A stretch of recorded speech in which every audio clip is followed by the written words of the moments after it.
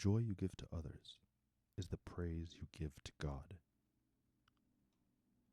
These words from a friend and prayer partner, Sister Mary, a contemplative Dominican nun, have stayed with me since she uttered them about 5 or 6 years ago. As I recall, we were discussing music, and she reflected on how sharing beautiful melodies and rich harmonies with an audience could be a form of prayer. The joy you give to others is the praise you give to God, she said. And for me, this humble philosophical expression should be the heart of all theology.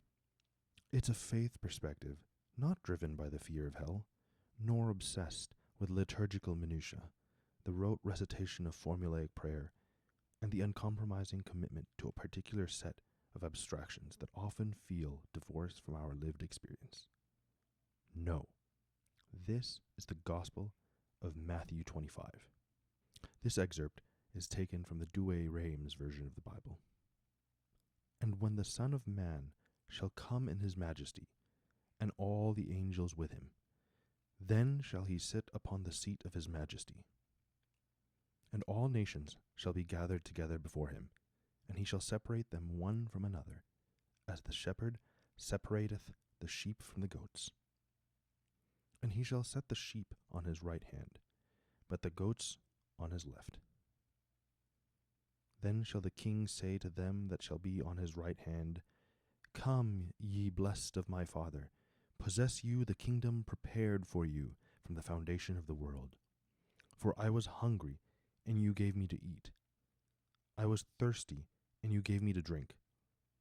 I was a stranger, and you took me in. Naked, and you covered me. Sick, and you visited me. I was in prison, and you came to me.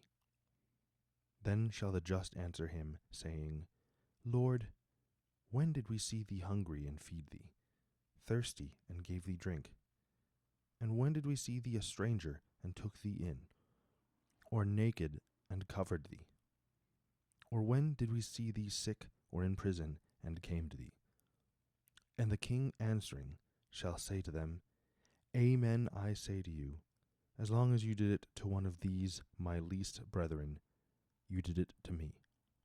When Jesus speaks of who enters the kingdom, he doesn't count the masses, the novenas, penances, pilgrimages.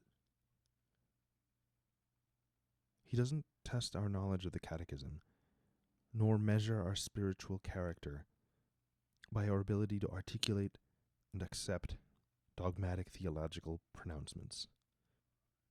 Jesus welcomes those who fed the hungry, who gave drink to the thirsty, who offered shelter and comfort to the least of their neighbors, for in doing so they consoled God himself. Yes, overcoming sin and cultivating virtue is an integral part of the spiritual life, and better equips us for loving one another as ourselves.